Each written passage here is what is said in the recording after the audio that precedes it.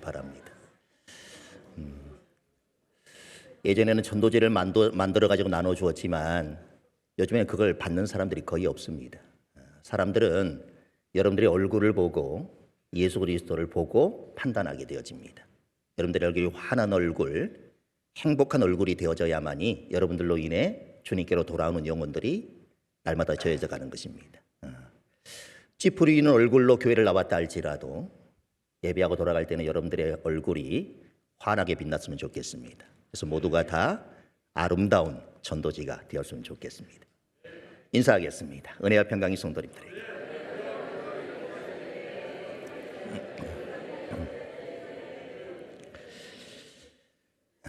오늘도 하나님을 예배하기 모인 여러분 모두에게 하나님의 은혜와 평강이 충만하게 흘러넘치기를 소망합니다. 이런 이야기가 있습니다. 주일 아침에 그것도 설교에 어울리는 글은 아닌 것 같습니다만 사람들이 왜 유명해지려고 하는가 너무나도 잘 표현해주는 그런 글인 것 같아서 제가 가져왔습니다. 뭐하라고요? 일단 유명해져라. 그렇다면 사람들은 당신들이 뭘 해도 똥을 싸도 박수를 쳐줄 것이다. 앤디 워홀이라고 하는 사람이 한 그런 명언입니다. 이 앤디 워홀은 어떤 사람이냐면요, 미국의 화가요, 작가요, 영화 제작자요, 시각주의 예술의 선두주자요, 팝아트의 거장이라 이렇게 평가받는 사람입니다. 예술가는 배가 고픈 직업이다. 사람들은 그렇게 생각하지만 그 개념을 깬 사람이 바로 이 사람입니다. 이 사람은 예술적으로, 대중적으로, 상업적으로 아주 성공한 그런 예술가입니다. 전 세계적으로 아주 유명한 그런 인물입니다. 이 사람이 그린 미술 작품 중 가장 비싼 게 1억 달러. 우리나라로 환산하면 1,400억 정도가 된다고 합니다. 안 놀라시죠? 다들 그 정도는 가지고 계시니까. 이 사람의 작품 중에 산화회화라고 하는 그런 작품이 있습니다. 그런데 이것을 어떻게 그렸는지를 보면 여러분들이 깜짝 놀라실 것입니다. 금속성 염료를 여러 번 캔버스에 전체에 이렇게 도포를 한 뒤에 그 위에 사람의 소변을 뿌려가지고 부식, 산화시켜서 완성시킨 작품이라 이렇게 알려지고 있습니다. 여러분 이것을 몇백억 주고 사시겠습니까? 아니 이 작품을 저나 여러분 같은 이름도 없는 사람이 그린 것이라 그렇게 얘기하면 과연 사람들이 관심을 가지겠습니까? 오히려 그게 무슨 예술이냐 이렇게 눈살을 찌푸리지 않겠습니까?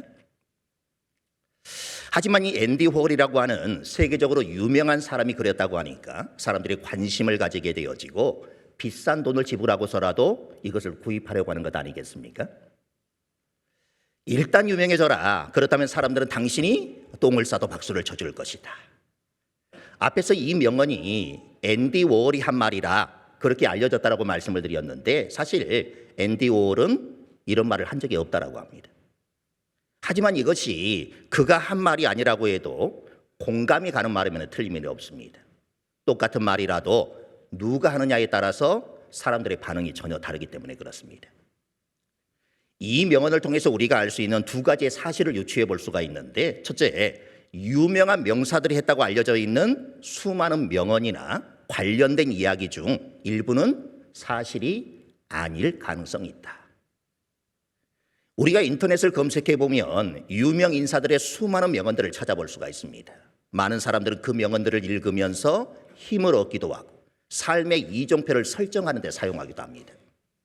하지만 인터넷이 정보의 바다이면서 동시에 쓰레기의 바다라고 하는 오명을 가지고 있다는 것을 우리가 고려한다면 그리하여 수많은 가짜들이 진짜인 것처럼 포장이 되어 인터넷을 떠돌고 있을 수 있음을 상기한다면 우리가 알고 있는 명언들 중에 일부는 사실이 아닐 가능성이 충분히 존재한다는 것입니다. 누군가 멋진 명언을 만들어낸 뒤 거기에 죽은 사람이나 외국의 유명 인사의 이름을 붙여 인터넷에 올리면 그것이 퍼지고 퍼져 마치 그 사람이 한 말인 양 알려지고 있는 것이 있을 수 있다라고 하는 것입니다.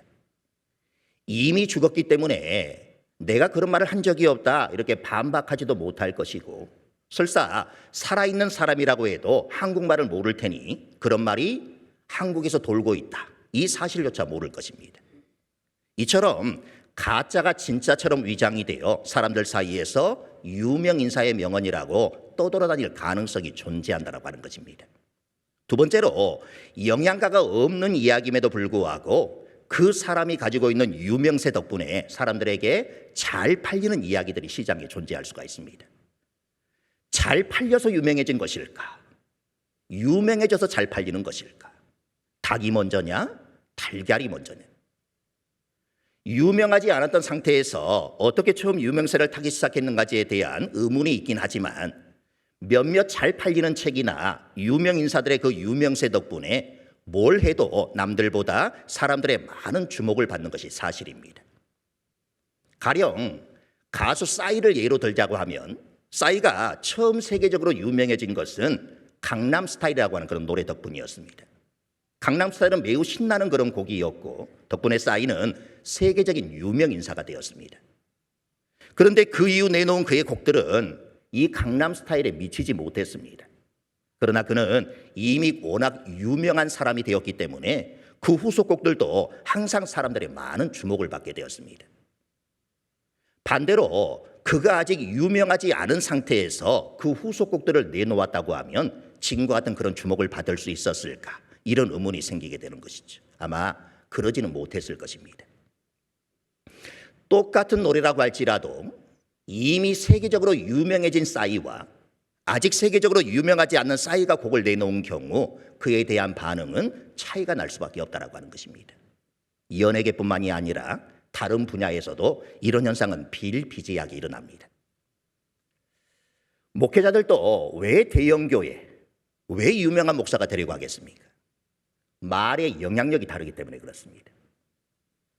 가끔씩 성도님들 중에 이렇게 말씀하시는 분들이 계십니다. 목사님, 오늘 유튜브를 보다 보니까 서울의 한 대형교회 유명한 목사님이 이런 말씀을 하시던데 얼마나 은혜가 되었는지 모릅니다. 그런데 들어보면 저도 이미 한 말인 경우들이 종종 있습니다. 손을 들어 그러면 제가 시험에 들 것 같으니까 마음속으로 한번 들어보시길 바랍니다. 서울 대형교회 유명한 목사와 그리고 여러분들의 담임 목사가 어떤 성경 구절에 대하여 서로 다른 이야기를 했다. 여러분들은 누구의 말을 더 믿을 것 같습니까? 웃는 모습들을 보니까 아마 그 대형교회 목사님의 말을 훨씬 더 신뢰할 것 같습니다. 여러분, 그게 유명세인 것입니다. 그러니 유명해지려고 하는 것이고 그러니 대형교회 목회를 하고 싶은 것입니다. 똑같은 말을 하더라도 그 말에 영향력이 다르기 때문에 그렇다는 것이죠.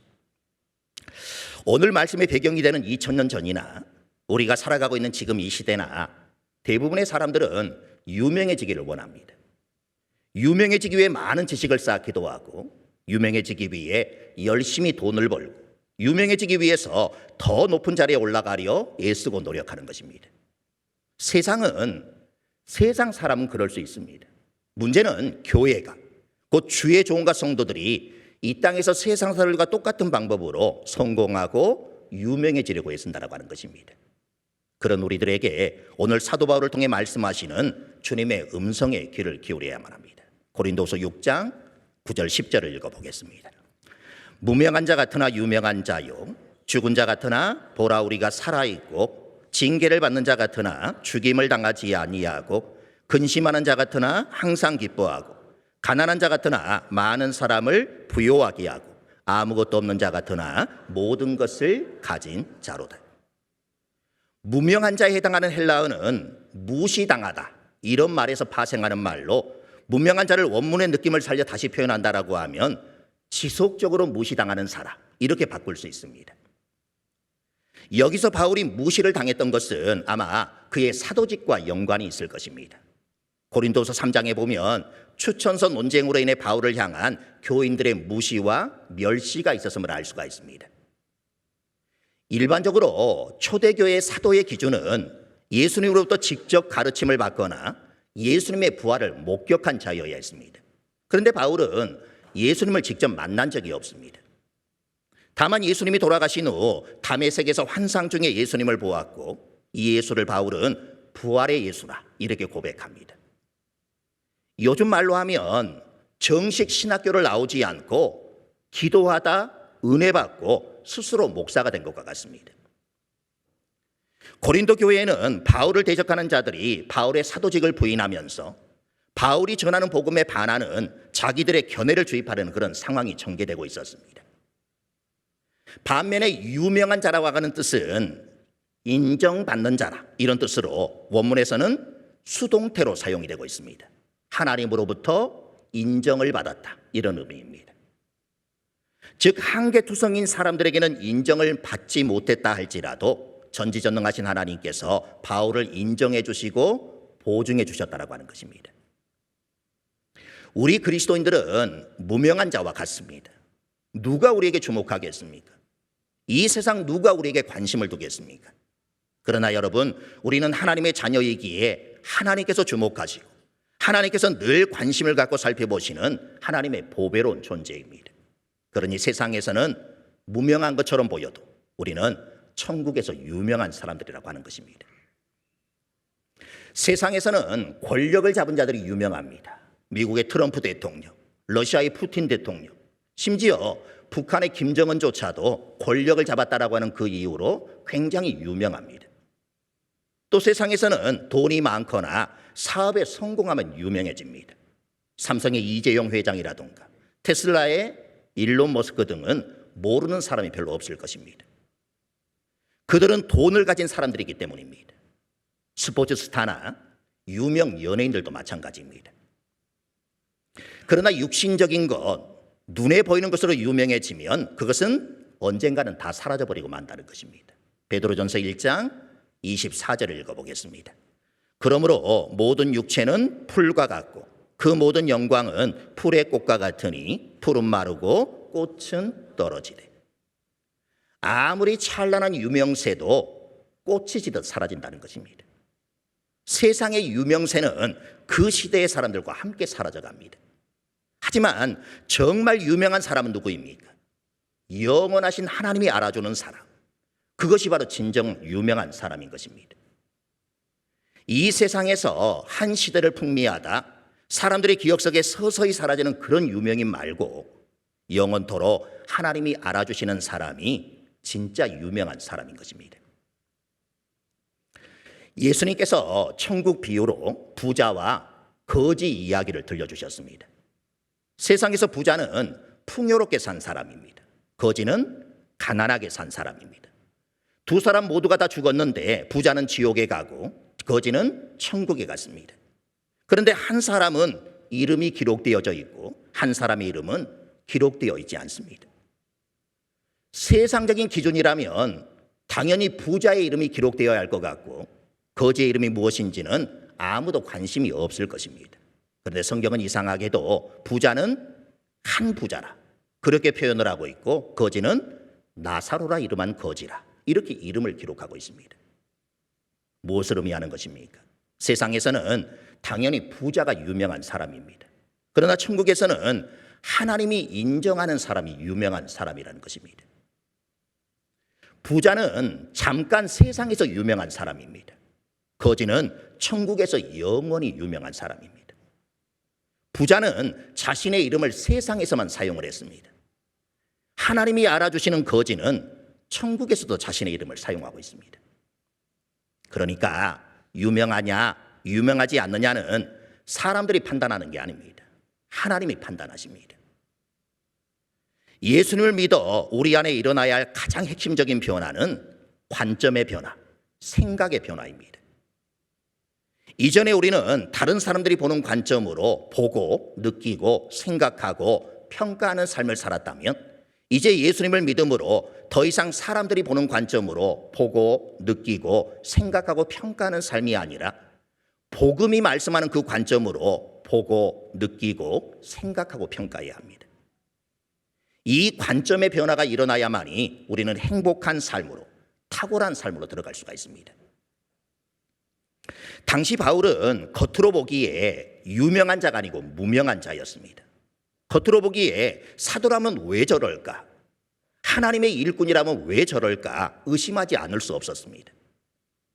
겉을 중요시 여기는 세상의 관점으로 보자면 바울은 사도라고 그리스도의 일꾼이라고 말할 수 없었습니다. 예수님을 믿은 후 변화를 이야기할 때나 예수님을 믿음으로 받게 된 복을 이야기할 때 우리가 오해하는 그런 부분이 있습니다. 예수님을 믿음으로 나타나게 된 변화나 복을 겉으로 드러나는 것으로 판단을 하는 것입니다. 겉으로 보기에 믿기 전보다 경제적으로 나아지고 하는 일들이 잘 되고 사람들이 인정해 줄 만한 것들이 있어야 한다, 이렇게 생각하는 것입니다. 물론 예수님을 믿으면 겉으로 잘 되는 것도 있습니다. 그러나 겉으로 드러나는 것에 초점을 맞추다 보면 복음이 말하는 본질을 잃어버리게 됩니다. 예수 믿으면 겉으로 드러나는 면이 믿지 않는 사람보다 탁월해야 한다, 이런 관점만 있다고 하면 예수 믿는데 병이 들고 예수 믿는데 고난을 받고 예수 믿는데 경제적으로 힘들고 하면 도저히 받아들이기 힘들고 하나님을 원망하게 되는 것입니다. 예수님을 믿는 것이 믿지 않는 사람들에게 본이 안 된다고 생각하는 것입니다. 그러나 믿음의 본질은 겉이 아니라 내면입니다. 외적인 모습이 아니라 실제 나의 모습입니다. 겉이 아니라 내면에, 외적인 모습이 아니라 실제, 보이는 것이 아니라 보이지 않는 것에 믿음의 초점을 맞추면 내가 병이 들어도, 돈이 없어도, 내게 사람이 인정할 만한 것이 없어도, 외적인 형편과 조건이 사람들이 생각하는 것처럼 변변치 못해도 우리는 자유로울 수 있고 행복할 수 있는 것입니다. 바울이 말하듯 외적으로 사람들이 인정할 만한 것이 없고 오히려 고난 가운데 있어도 그 고난 가운데서 우리 내면에 하나님의 임재가 있고 사람들이 보지 못하는 하늘의 차원을 보고 하나님의 생명을 풍성하게 경험하고 거짓이 없는 사랑을 하고 사람들을 부유하게 하는 생명을 드러내고 감사가 있고 기쁨이 있다면 이것이 진짜 예수님을 믿음으로 인한 변화이고 복이라고 하는 것입니다. 사람들은 외적인 조건과 형편이 좋지 못하다 하면, 돈이 없고 건강이 좋지 못하고 관계에 막힘이 있고 사람들이 인정해 주지 않으면 인생이 불행하다고 여깁니다. 이것이 세상의 관점입니다. 그러나 우리는 외적인 조건과 형편이 좋지 못해도 오히려 행복하다고 여길 수 있습니다. 왜냐하면 우리 내면에 주님이 계시고 주님의 생명이 역사하고 있기 때문입니다. 질그릇 안에 보배를 가지고 있기 때문입니다. 고린도서 4장 7절은 이렇게 말씀합니다. 읽어보겠습니다. 우리가 이 보배를 질그릇에 가졌으니 이는 심히 큰 능력은 하나님께 있고 우리에게 있지 아니함을 알게 하려 함이라. 보배가 질그릇을 빛나게 하는 것입니다. 보배가 약함을 극복하게 하는 것입니다. 지극히 큰 능력은 질그릇에 있지 않고 보배에 있다는 것입니다. 보배가 있다면 그릇이 어떤 그릇이냐, 이거는 문제가 되지 않습니다. 우리는 겉으로 보기에 질그릇같이 약하고 천하기 그지없는 그런 존재입니다. 그러나 우리에게는 세상 사람들이 갖지 못한 보배가 있습니다. 우리가 우리를 보고 알아야 하는 것은 질그릇과 같은 우리의 겉모습이 아니라 우리 안에 주께서 이루신 보배인 그 영원한 생명을 바라볼 수 있어야 합니다. 겉모습을 보면 우리 안에 영광이 없습니다. 우리는 현실적으로 전혀 사람들에 비해 나은 것은 없고 오히려 사람들 앞에서 부끄러운 모습을 지니고 있습니다. 겉으로 드러나는 모습에 있어서 우리는 우리 자신에게나 다른 사람들에게 내세울 것이 별로 많지 않은 그런 사람들입니다. 세상 사람들의 평가에 귀를 기울여 그것 때문에 힘들어하지 마시길 바랍니다. 그들의 평가는 잘못된 평가입니다. 세상은 우리를 가난하다 말하고 어리석다 말하며 무명하다라고 말하며 바보 같다 말하며 무력하다라고 말합니다. 그러나 우리는 그리스도 안에서 하늘과 땅의 권세를 가진 사람들입니다. 그리스도의 지혜와 능력과 생명과 영광을 가진 자들입니다. 여러분들은 다 유명한 자들입니다. 항상 기뻐하는 자들입니다. 모든 것을 가진 자들입니다. 우리는 겉으로 보이는 대로 자신을 보고 평가하며 사는 것이 아니라 그리스도 안에서 새로워진 자신의 정체성을 보고 평가하며 사는 자들입니다. 역설의 삶을 사는 자, 바로 그가 우리 그리스도인 것입니다. 나는 무명한 자가 아니요 유명한 자입니다. 나는 죽은 자가 아니라 영원한 생명을 소유한 자입니다. 나는 근심하는 자가 아니라 항상 기뻐하는 자입니다. 나는 가난한 자가 아니라 많은 사람을 부욕해 하는 자입니다. 나는 아무것도 없는 자가 아니라 모든 것을 소유한 자입니다. 왜냐하면 우리 안에는 보배인 주님의 생명이 있기 때문입니다.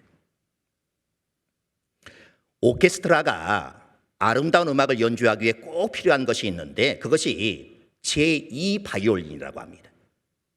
제2라고 하면 왠지 제1보다 못하다 이런 말로 여길 수 있겠는데 절대 실력이 모자란다는 그런 의미가 아니라고 합니다. 곡에 따라서는 제1 바이올린 주자보다 더 어려운 부분이나 기교가 필요할 수 있다고 이야기합니다. 제2 바이올린이 없이 훌륭한 심포니를 연주할 수 없다고 합니다. 지휘자들에게 있어서 가장 힘든 일이 열정적인 제2 바이올린 주자를 구하는 것이라고 합니다. 왜 그렇겠습니까? 바이올린하는 거의 대부분의 사람들이 다 제1 바이올린 연주자가 되길 원하기 때문입니다. 하나님의 작품에서도 마찬가지 아닐까요? 제1 주자가 되기를 원하는 사람은 많지만 정작 제2 주자가 되기를 감수하는 사람들이 없다고 하면 하나님의 작품을 어떻게 훌륭하게 만들 수 있겠습니까? 우리가 늘 하는 말 중 하나입니다. 하나님은 우리가 얼마나 유명해졌느냐 이걸로 평가하는 것이 아니라 얼마나 사명에 충실했느냐로 평가한다라고 하는 것.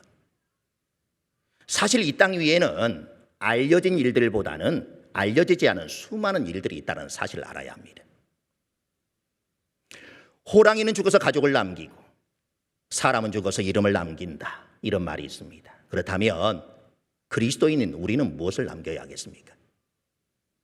스마트폰만 열면 누구나 실시간으로 자신을 드러낼 수 있는 그런 시대입니다. 목사인 저조차도 유튜브에 올라있는 제 설교 조회수가 많으면 좀 뿌듯해지고 오늘 내가 설교를 잘했나? 이런 생각을 하게 되어지고 조회수가 얼마 되지 않으면 오늘 설교는 별로였나 보다 이렇게 생각을 하고 식당에 들어가면서 혹시 나를 알아보는 사람은 없을까? 이렇게 먼저 돌아보게 되어집니다. 인정받고자 하는 욕구는 인간 본성에 다 스며 있습니다. 문제는 그 동기가 얼마나 타락한 본성에서 비롯되는가 하는 점입니다. 유명해지는 것 자체가 그리 나쁜 일은 아닐 것입니다. 다윗도 바울도 그리고 성전 꼭대기에서 뛰어내리라고 유혹받으셨던 예수님도 결국 유명하신 분들이었습니다. 유명해지면 하나님께 영광 돌리기도 더 쉬워지지 않을까? 사람들이 나를 알아주어야 예수님을 더 높일 수 있지 않을까? 미스 코리아 진이나 연기 대상 수상자가 모든 영광을 하나님께 돌립니다. 이렇게 하면 참 멋있지 않은가? 이런 논리로 제 자신을 설득하는 그런 모습을 돌아보면 저는 아직도 세상 논리에 더 익숙한 사람임에 틀림이 없습니다. 성경에 의하면 세상의 첫 용사요 영웅이었던 니므롯이 바벨탑을 쌓으며 외친 구호가 무엇입니까? 바로 세상에 우리의 이름을 내자는 것이었습니다. 창세기 11장 4절을 읽어보겠습니다.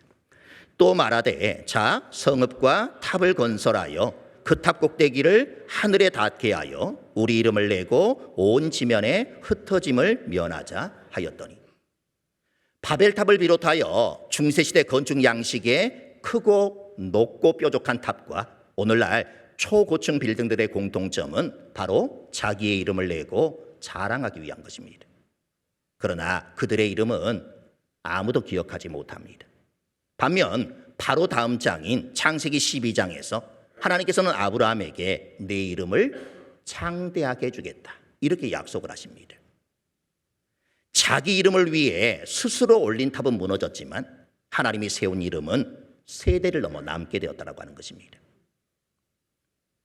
세상의 기준엔 낯선 존재지만 하나님 나라에서는 널리 알려진 사람, 이것이 그리스도인의 역설적인 명성인 것입니다. 미국 워싱턴에 가면 알링턴 국립묘지라는 곳이 있는데 그곳에서 단연 사람들이 이목을 끄는 그런 묘지가 있습니다. 그 묘지는 전직 대통령과 같은 유명 인사들의 무덤이 아니라 제1차 세계대전 당시 신원을 확인할 수 없었던 무명용사를 안장한 무명용사의 묘지입니다.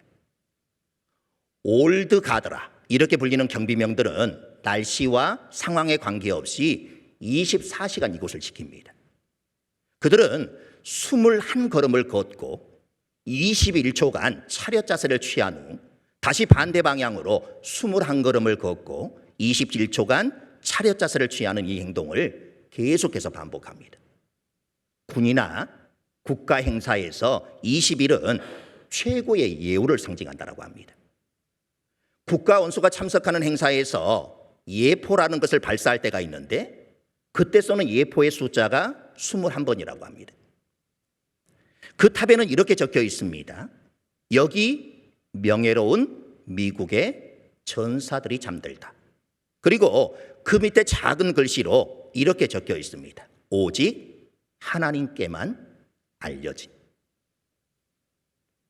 국립묘지를 찾는 외국의 국가 원수들을 비롯한 많은 사람들이 빼놓지 않고 이 무명용사의 탑을 찾습니다. 우리나라 대통령도 지난 8월에 미국에 방문했을 때 이 무명용사의 탑에 헌화하는 그런 장면이 나왔습니다. 이름도 계급도 알려지지 않은 수많은 용사들의 묘는 그 어떤 위대한 왕족이나 국국의 위임 못지않은 중대성을 갖기 때문에 그렇습니다. 그래서 영국은 왕립묘지격인 웨스트민스터 사원에 무명용사의 무덤을 조성해 놓았고 프랑스도 파리의 심장인 개선문에 조성해 놓았습니다. 성경에도 이름 없는 영웅들이 참 많이 등장합니다. 나만 장군에게 엘리사를 소개하여 나병에서 낫게 한 그 여종, 호적하는 사람들로 북적이던 밤에 방을 구하지 못해 난감해하던 요셉과 마리아에게 마구간을 내어준 여관집 주인, 제사장도 레인도 외면한 강도 만난 자에게 선행을 베푼 사마리아 사람, 예수님께서 예루살렘에 가셨을 때 한 번도 타지 않은 나귀를 내어준 그 사람. 성경에는 이런 사람들의 이름이 나오지 않습니다. 그러나 하나님은 그들이 어떤 사람인지 너무나도 잘 알고 계신다는 것입니다. 사랑하는 성도 여러분, 여러분이 세상에서 엄청난 업적을 남기고 남을 위해 내 몸을 불사르며 희생하는 삶을 살았을지라도 그것이 예수님과 상관이 없고 그저 나의 이름이나 하나 남기자 이런 마음에서 했다고 하면 아무 소용없는 헛된 수고일 뿐입니다. 반면에 세상이 나의 이름을 알아주지 않을지라도 오직 예수님을 믿어 구원받고 천국 가는 신앙을 소유하고 오직 예수님을 위해 살아간다라고 하면 그 사람은 천국에서 유명한 자요 큰 자임을 깨달아야 합니다. 세상 사람들의 눈을 의식하지 말고 오직 하나님의 눈을 의식하며 살아가는 그런 신앙인들이 되시길 바랍니다. 세상이 다 나를 모르고 기억하지 못할지라도 주님이 나를 기억해 주신다. 이거 하나로 만족하며 사실 수 있길 바랍니다. 하나님이 하늘나라에 내 이름을 기록하고 내가 한 일들을 인정해 주신다는 것을 믿고 땅에 쌓지 말고 하늘에 쌓는 신앙인들이 되시길 바랍니다. 그래서 세상에서는 무명한 자가 되시고 하나님 앞에서 유명한 자들이 다 될 수 있기를 간절히 소망합니다. 찬양하겠습니다.